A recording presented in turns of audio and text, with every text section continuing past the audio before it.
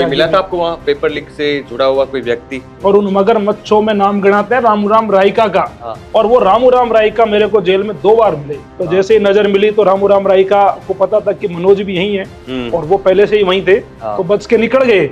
लेकिन जो राजस्थान आंखें नहीं मिलाई? आंखें नहीं मिलाई। चोर कभी आंखें मिलाता नहीं है। रामू राइका को वीआईपी ट्रीटमेंट जेल में दिया जा रहा है। रामू राइका वहाँ टेनिस खेलता है, वहाँ बैडमिंटन खेलता है, वहाँ टीवी देखता है वो, और सारी सुविधाएं अलग से खाना मिलता है। बड़ा दावा कर रहे हो? बड़े दावा है ये साहब। मगरमच्छों को तो ये बात दूध पिला रहे हैं। उसके बाद आपको जो पुलिस है वो उठा के ले जाती है केंद्रीय कारागार में। जैसे ही मैंने आमरण अनशन पर बैठने की घोषणाएं करी तो राजस्थान सरकार के हाथ पांव फूल गए, प्रशासन के हाथ पांव फूल गए। वहां पे मैं पहुंचा और इन्होंने गाड़ी लगा दी मेरे पीछे, जैसे कोई मैं एक बहुत बड़ा क्रिमिनल हूँ, जैसे कोई आतंकवादी हूँ मैं। और वहां से उठा के मेरे को ये आज तो आप मुखिया बन के बैठे हो, आप 151 में 3-3 दिन केंद्रीय कारागार भेज देते हो मेरे को। तो मैंने कोई गुनाह तो नहीं किया। जेल में अनशन किया, 5 दिन आमरण अनशन पे रहा। रामू राइका को जो ऐश उसने जवानी में नहीं करे, वो ऐश तो उनको जेल में कराए जा रहे हैं। युवाओं का भविष्य बेचने वाला वहाँ पे आराम की जिंदगी काट रहा है, मजे की जिंदगी काट रहा है, मौज लूट रहा है। जो वहाँ मर्डरिस्ट है, जो चरस पीते, अफीम पीते, गांजा पीते, उनके बीच में मेरे को रखा गया। और कोई गुनहगार मिला वहाँ पर? जब मैं गया था तब जरूर वो हल्ला कर रहे थे कि मनोज मीणा आ गया, मनोज मीणा आ गया। कि भजन लाल जी ये बताए कि रामू राइका को वो विशेष अलग से ट्रीटमेंट क्यों दे रहे हैं। इसी प्रकार से ट्रीट किए जाते हैं जैसे कि वो वहाँ हनीमून परेड बिताने आए, जैसे फिल्मों में दिखाया जाता है। हाँ, फिल्मों में दिखाया जाता है। वो एक सच्चाई है कि जेल में जो अपराधी रखे जाते हैं उनकी वीडियोग्राफी भी सरकार को सार्वजनिक करनी चाहिए। आज कुछ युवा थे वो टंकी पे चढ़े हुए थे, किरोड़ी लाल मीणा पहुंचे थे उनको नीचे उतारने की। सरकार नहीं सुन रही तो बेचारे मजबूरन टंकी पे चढ़ गए 2 युवक। लेकिन साहब भजन लाल सरकार चुनाव में बिजी है, भाषणों में बिजी है, और बस उनको 7 सीटें दिख रही है। उन्हें मतलब नहीं कि युवा टंकी पे चढ़े, चाहे युवा पहाड़ पे चढ़े, चाहे युवा टावर पे चढ़े। मैं कह रहा हूँ आप किरोड़ी लाल जी के ऊपर विश्वास कीजिए, क्योंकि एक व्यक्ति था राजस्थान में जो पेपर लीक पे लड़ रहा था हमारे साथ 2021 से। मुख्यमंत्री भजन लाल शर्मा वहाँ पहुंचे थे क्योंकि ब्राह्मण मतदाता काफी है, उनको आकर्षित करने के लिए, लेकिन एक गाड़ी में नजर नहीं आए किरोड़ी लाल मीणा और भजन लाल शर्मा। लेकिन किरोड़ी लाल जी इस बात को याद रखे कि भविष्य में युवा खुद को ठगा हुआ महसूस नहीं करें।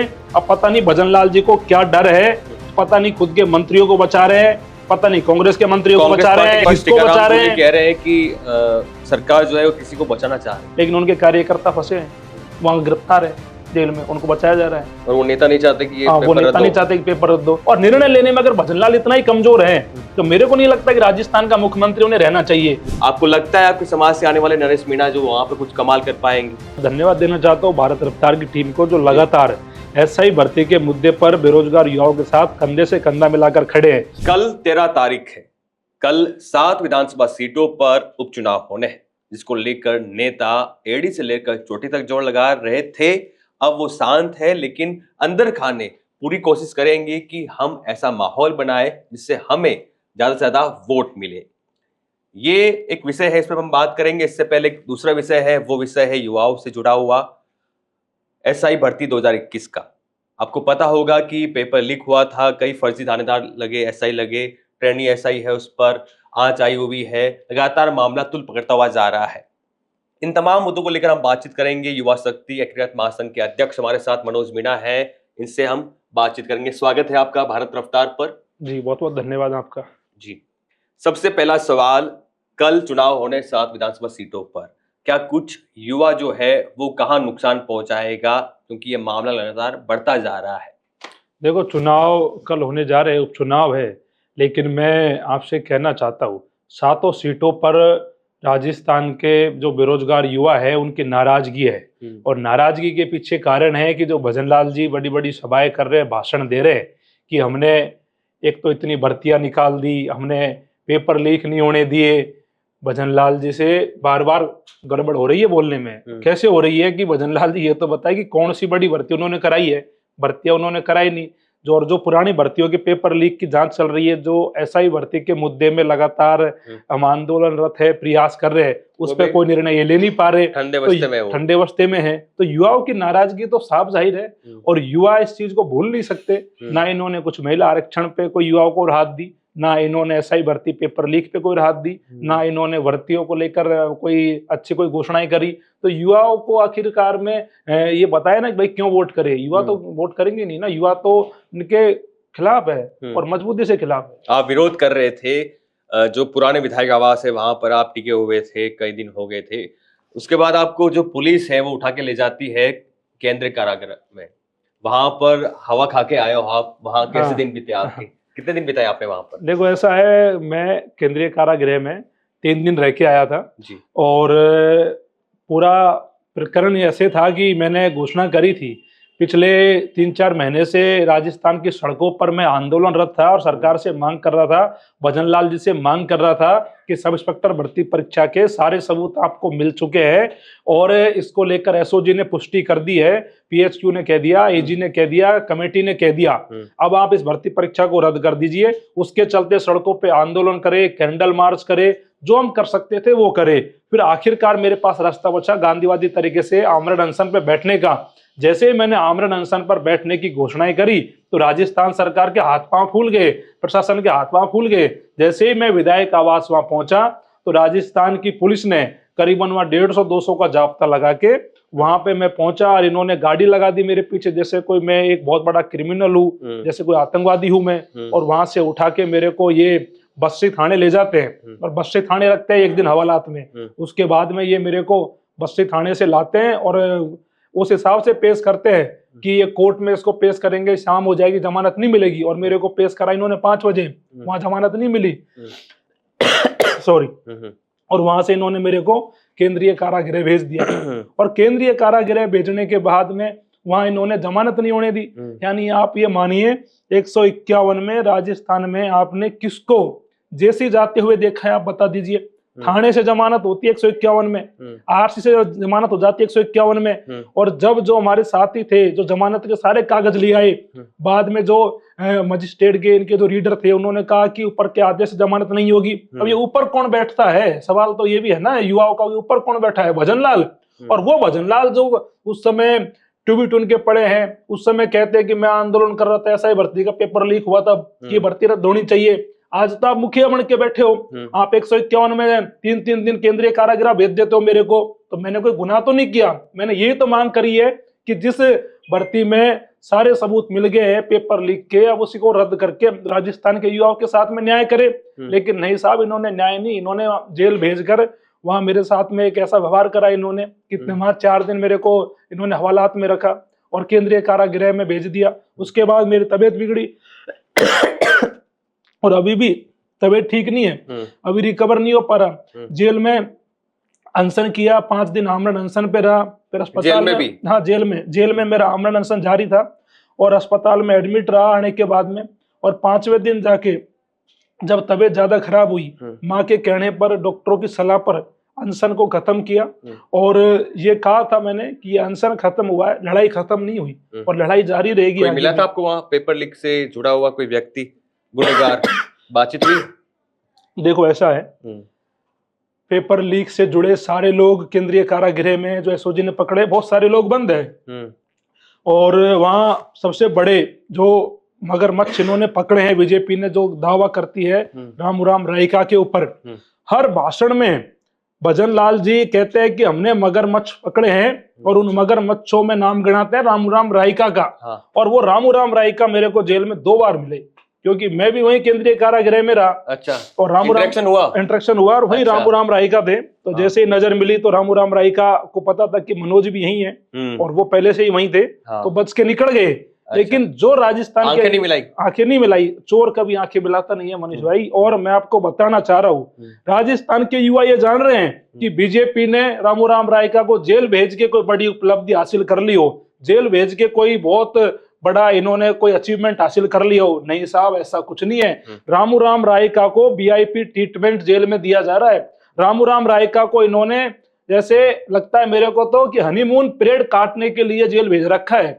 जैसे वीआईपी होटल और रेस्टोरेंटों में जो सुविधाएं नहीं मिलती वो जेल में मिल रही है। रामूराम रायका वहां टेनिस खेलता है, वहां बैडमिंटन खेलता है, वहां टीवी देखता है वो, और सारी सुविधाएं अलग से खाना मिलता है। बड़ा दावा कर रहे हो, बड़े दावा है ये, और आप इसको पुष्टि करिए। जेल में क्या है साहब, आप कभी जेल नहीं गए, मैं नहीं चाहता कि कोई जेल जाए भी, लेकिन वहां जेल में बाड़े बने होते हैं और रामूराम रायका को ऐसे बाड़े में रखा गया है जो बहुत वीआईपी बाड़ा है। और भजनलाल सरकार ये कहती है हमने रामूराम रायका को गिरफ्तार कर रखा है और वो वहां पे गिरफ्तार है और हम और भी मगरमच्छों को पकड़ेंगे। अरे साहब, मगरमच्छों को तो ये वहां दूध पिला रहे हैं। रामूराम रायका को जो ऐश उसने जवानी में नहीं करे, वो ऐश तो उनको जेल में कराए जा रहे हैं। तो आप ये बताइए कि ये युवाओं के साथ धोखा नहीं है? ये युवाओं के साथ छलावा है और बहुत बड़ा धोखा है, क्योंकि रामूराम रायका के नाम पे ये चुनाव में वोट बटोर रहे हैं, लेकिन रामूराम रायका जैसी जिंदगी जेल में आम कैदी जीते हैं, उनकी जिंदगी आप देखिएगा तो आपको नींद नहीं आएगी। और आप देखिएगा कि रामूराम रायका किस लेवल की जिंदगी जेल में युवाओं का भविष्य बेचने वाला वहां पे आराम की जिंदगी काट रहा है, मजे की जिंदगी काट रहा है, मौज लूट रहा है। उसका बच्चा भी उसी के साथ है। साहब, हम यहाँ न्याय की लड़ाई लड़ते हैं सड़कों पे, जेल में साथ में हम यहाँ न्याय की लड़ाई लड़ते हैं सड़कों पे। हमको जेल में वहां रखा गया लाठियां खाते हो आम कैदियों के बीच में, जो वहाँ मर्डरिस्ट है, जो चरस पीते, अफीम पीते, गांजा पीते, उनके बीच में मेरे को रखा गया। तो मैंने कहा आप बड़ी बात हाँ, बड़ी बात है। अंदर पीते चरस गांजा से मिलता है। वो जो उस क्राइम करके वहां जो जेल में आते हैं, तो उनकी स्थिति तो वैसी होती है। तो उनके बीच में रखा गया और रामूराम रायका को कहाँ रखा जा रहा है? जहाँ टॉप सुविधाएं मिल रही है। और कोई गुनहगार मिला वहां पर? और भी जो एसआई के बच्चे थे वो भी वहीं हैं और तमाम लोग पेपर खरीदा था। हाँ, तब जो पेपर खरीदा था और भी लोग वहां पे ही है। उनसे कुछ बातचीत हुई आपकी?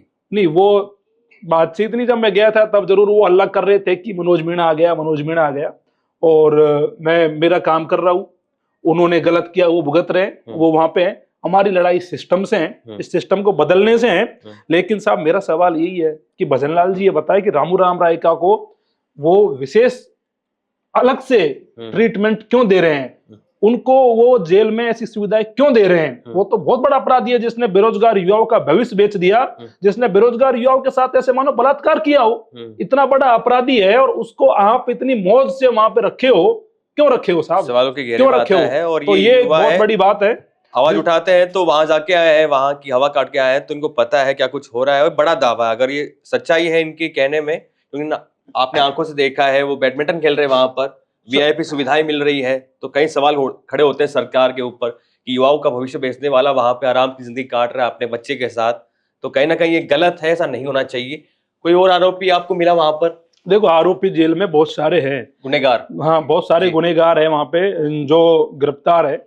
लेकिन साहब, ये है कि जिनके पास में सुख सुविधाएं है, जिनके पास पैसा है, जिनकी सेटिंग है, जिनके जुगाड़ है, उनके लिए कोई जेल नहीं होती। जेल उनके लिए है जिनका कोई ऊपर हाथ नहीं है, जिनकी सेटिंग नहीं है, जिनके पास पैसा नहीं है, वो भोगते जेल। अगर आपके पास पैसा है तो जेल में आप आराम मौज काट सकते हो। बिल्कुल काट सकते हो, सजा नहीं, मौज काट रहे हैं वहां पे। क्योंकि तमाम जो बड़े आरोपी है वो इसी प्रकार से ट्रीट किए जाते हैं, इसी प्रकार से ट्रीट किए जाते हैं जैसे कि वो वहां हनीमून परेड बिताने आए हो, जैसे फिल्मों में दिखाया जाता है। हाँ, फिल्मों में दिखाया जाता है, वो एक सच्चाई है।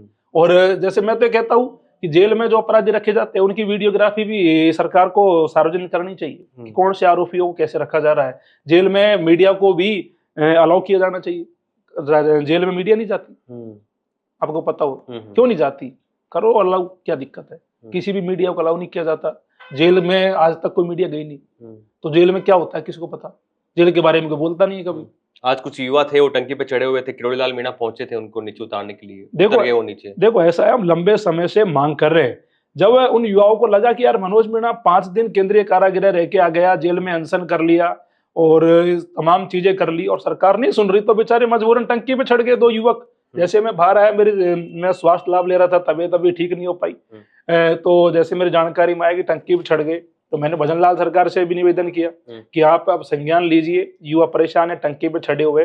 लेकिन साहब, भजनलाल सरकार चुनाव में बिजी है, भाषणों में बिजी है, और बस उनको 7 सीटें दिख रही है। उन्हें मतलब नहीं कि युवा टंकी पे चढ़े, चाहे युवा पहाड़ पे चढ़े, चाहे युवा टावर पे चढ़े, उन्हें कोई फर्क नहीं पड़ रहा। आज जब ये चुनाव का प्रचार और ये प्रसार बंद हुआ तो किरोड़ीलाल जी में पहुंचे, किरोड़ीलाल जी ने उनको उतारा है। और हम किरोड़ीलाल जी के लिए हम कहते भी है कि अगर किरोड़ीलाल जी युवाओं के साथ है तो फायदा मिलेगा, उनका भाई चुनाव लड़ रहा है। देखो मैं 7 जो सीटें हैं उन पे जो चुनाव होने जा रहा है, मेरे को ये लगता है कि किरोड़ीलाल जी ने आज भी ये बोला है कि मैं इस भर्ती परीक्षा को रद्द कराए बिना मैं रुकूंगा नहीं। और हमारा भी ये लक्ष्य है कि इस भर्ती परीक्षा को रद्द कराए बिना रुकेंगे नहीं। तो हम भी ये बात को कह रहे हैं कि अगर किरोड़ीलाल जी हमारे साथ इतने मजबूती से खड़े हैं, तो जो दौसा क्षेत्र के हमारे युवा भाई है मैं कह रहा हूँ आप किरोड़ी लाल जी के ऊपर विश्वास कीजिए, हमारे ऊपर विश्वास कीजिए संघर्ष में। और किरोड़ी लाल जी की जो दौसा की सीट है, जो उनके भाई लड़ रहे हैं जगमोहन जी, क्योंकि एक व्यक्ति था राजस्थान में जो पेपर लीक पे लड़ रहा था हमारे साथ 2021 से, तो कहीं ना कहीं हमको लगता है कि किरोड़ी लाल जी के साथ में राजस्थान के युवाओं को खड़ा होना चाहिए और उन्हें उनके जो भाई है उनको वोट दे के वहां से जिता के भेजना चाहिए, जिससे किरोड़ी लाल जी मजबूत हो और मजबूती से भजन लाल से ये कहे कि आप इस भर्ती परीक्षा को अब रद्द करिए। और जो बाकी जो सीटें हैं, मैं आपके सामने ये बात रख रहा हूं कि जो 6 सीटें हैं उन पर राजस्थान के युवा इनके प्रत्याशियों की जमानत जब्त करने का कार्य करें। अगर ये जो कल चुनाव है तो अब तो ये रद्द कर नहीं रहे, अगर ये 13 से पहले निर्णय नहीं ले रहे हैं तो इनकी जमानत जब्त करनी है, क्योंकि ना तो महिला आरक्षण में कुछ किया, ना इन्होंने इस पे भर्तियों पे किया, ना पेपर लीक पे कोई निर्णय लिया। तो हमारा स्पष्ट है कि एक दौसा की सीट को छोड़ के मुख्यमंत्री भजन लाल शर्मा वहां पहुंचे थे क्योंकि ब्राह्मण मतदाता काफी है, उनको आकर्षित करने के लिए, लेकिन एक गाड़ी में नजर नहीं आए किरोड़ी लाल मीणा और भजन लाल शर्मा।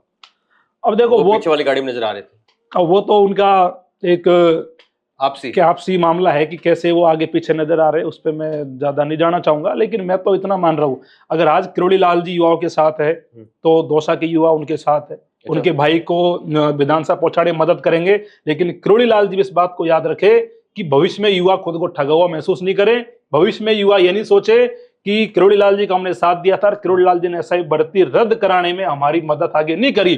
तो किरोड़ी लाल जी का भी दायित्व है कि इस मुद्दे पर जब युवा उनका साथ दे रहे हैं तो उनको ऐसा ही भर्ती अब रद्द करानी चाहिए। और ऐसा ही भर्ती पे इतना कुछ बवाल हो गया, इतना बवंडर हो गया, उसके बावजूद भी अगर भजन लाल सरकार आने वाले समय में निर्णय नहीं लेती है तो ये बवंडर रुकने वाला नहीं है, ये संघर्ष रुकने वाला नहीं है। और भजन लाल जी को अब निर्णय लेना चाहिए।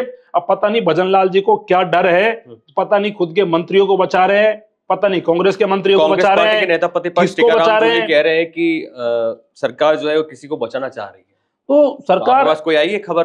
नहीं, देखो इसमें ऐसा बचा रही है। देखो ऐसा है, जो सुनने में आ रहा है कि सरकार के बड़े मंत्री है जिनके कार्यकर्ता है जो पेपर लीक में शामिल है बीजेपी सरकार के, और वो चाहते हैं कि वो बचे। नाम में नहीं लेना चाह रहा, लेकिन वो सबकी उसमें है मॉनिटरिंग में कि कौन कौन वो लोग है। कई लोग है, बच्चों को कम को पता है, मैं जेल रह के हूँ, मेरे ज्यादा लोगों को पता है वहां पे, क्योंकि वहां सबके कार्यकर्ता होते हैं। तो वहां पे किसी ने लिया किसी का नाम? हाँ, वहां उन्होंने बताया है, लेकिन अभी बताएंगे, उनको भी आपके बीच में लाएंगे। और ऐसे मंत्री है जो लोग सोच रहे हैं कि ये बहुत अच्छे मंत्री है या ऐसा है, लेकिन उनके कार्यकर्ता फंसे हैं, वहां गिरफ्तार है जेल में, उनको बचाया जा रहा है। और वो नेता नहीं चाहते कि ये वो नेता नहीं चाहते कि पेपर रद्द हो, कुछ बड़ी और जांच हो। हाँ, कुछ और जांच हो, ज्यादा ना खुले। तो इसमें क्या है कि बड़ा खेल है और भजन लाल जी इस खेल में पूरा साथ दे रहे। मैं भजन लाल जी से कहना चाह रहा हूँ, भजन लाल जी आप इस पर निर्णय करिए, और अगर आप निर्णय नहीं कर पा रहे हो अपने मंत्रियों को बचाने के लिए, युवाओं का भविष्य दांव पे लगा रहे हो, तो राजस्थान के इतिहास में सबसे कमजोर सीएम भजन लाल साबित होंगे। आप पर्ची से मुख्यमंत्री बने हो, आप पे निर्णय नहीं हो पा रहा, क्या वैसा ही भर्ती रद्द करने के लिए दिल्ली से पर्ची आएगी क्या कोई? ये बताओ ना मेरे को। तो सारे सबूत यहाँ आपको एजेंसी ने दिए हैं, एसओजी ने दिए है, तो आप उस पर निर्णय करके एसओजी के चार्जशीट पढ़ लीजिए साहब। आरपीएससी के 3 जो चेयरमैन उसमें पेपर लीक में शामिल है, आरपीएससी के सदस्य पेपर लीक में शामिल है, 1 महीना पहले पेपर निकल गया। तो अब कौन सी ऐसी चीज है जिसको भजन लाल पढ़ेंगे, देखेंगे, समझेंगे, निर्णय करेंगे? यहाँ तो सब कुछ क्लियर हो गया, और निर्णय लेने में अगर भजन लाल इतना ही कमजोर है तो मेरे को नहीं लगता कि राजस्थान का मुख्यमंत्री उन्हें रहना चाहिए, उन्हें नहीं रहना चाहिए। अब एक छोटा सा बेरोजगार युवाओं से जुड़ा मामला है और उस पर निर्णय करने में सक्षम नहीं है भजन लाल जी, तो क्या ही के मुख्यमंत्री है? एक और सवाल आपसे पूछना चाहूंगा, पेपर लीक वाला मुद्दा काफी बड़ा मुद्दा है और ऐसा ही पेपर को लेकर लगातार जो युवा नेता है, छात्र है, अभ्यर्थी है, वो विरोध कर रहे हैं, डटे हुए मैदान में, ये मानना पड़ेगा। आप भी उनके साथ कंधे से कंधा मिलाकर चलते हुए नजर आ रहे हो। एक सवाल, नरेश मीणा आपके समाज से आने वाला नेता है। नरेश मीणा ने जिस प्रकार से भीड़ दिखाई अपनी रैलियों में, सभाओं में, फ्लैश लाइट दिखा रहे युवा और समर्थन की एक बात कह रहे हैं, आपको लगता है आपके समाज से आने वाले नरेश मीणा जो वहां पे कुछ कमाल कर पाएंगे या केवल कांग्रेस पार्टी के समीकरण बिगाड़ेंगे? देखो ऐसा है, नरेश मीणा चुनाव लड़ रहे हैं और अच्छी बात है, युवाओं को राजनीति में आगे आना चाहिए, चुनाव लड़ने चाहिए।